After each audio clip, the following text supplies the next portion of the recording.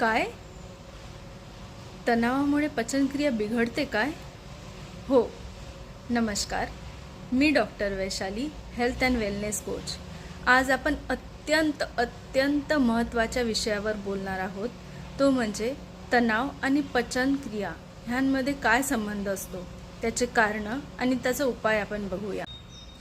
पहिलं कारण म्हणजे जेव्हा आपण तणावात जेवण करतो तेव्हा होतं काय की शरीराचं पूर्ण लक्ष पचनक्रियेकडे न लागता तणावाकडे जातं. जसं देशामध्ये युद्धजन्य जेव्हा परिस्थिती असते तेव्हा सगळ्या देशाचं लक्ष युद्धाकडे असते.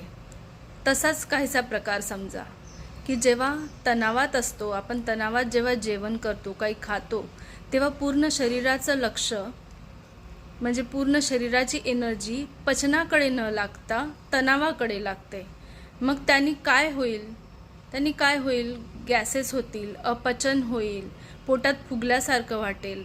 म्हणजे जे खाल्लं ते पचणार नाही. दुसरं कारण, ॲसिडिटी वाढेल आणि बद्धकोष्ठता होऊ शकते. तुम्ही म्हणाल कसं? जे आम्ल आपल्या शरीरात नॉर्मली स्त्रवल्या जातं, कारण की आपली पचनक्रिया व्यवस्थित व्हायला पाहिजे म्हणून, व्यवस्थित पार पडायला पाहिजे म्हणून. पण जेव्हा तणावात आपण जेवण करू तर होईल काय?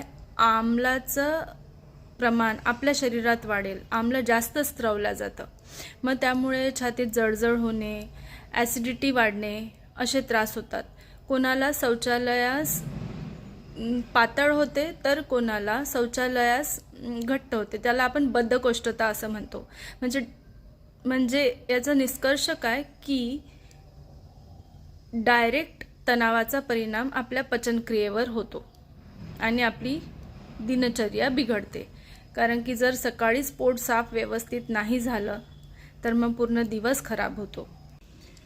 आणि तिसरं आणि अत्यंत महत्त्वाचं कारण म्हणजे की आपलं पोट हे आपलं दुसरं मेंदूच आहे. आपल्या पोटात हजारो नसा असतात, माहिती आहे तुम्हाला? त्यांना पण भावना कळतात, त्यांना भावना फील होतात.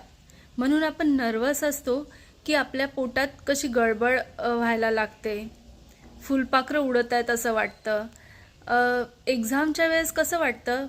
पोटात भीतीचा गोळा येतो, किंवा स्टेजवर पहिल्यांदा बोलायला जातो तेव्हा कसं वाटतं? भीतीचा गोळा येतो ना पोटात.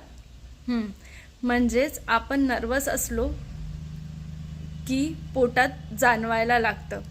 म्हणजे मन अस्वस्थ असलं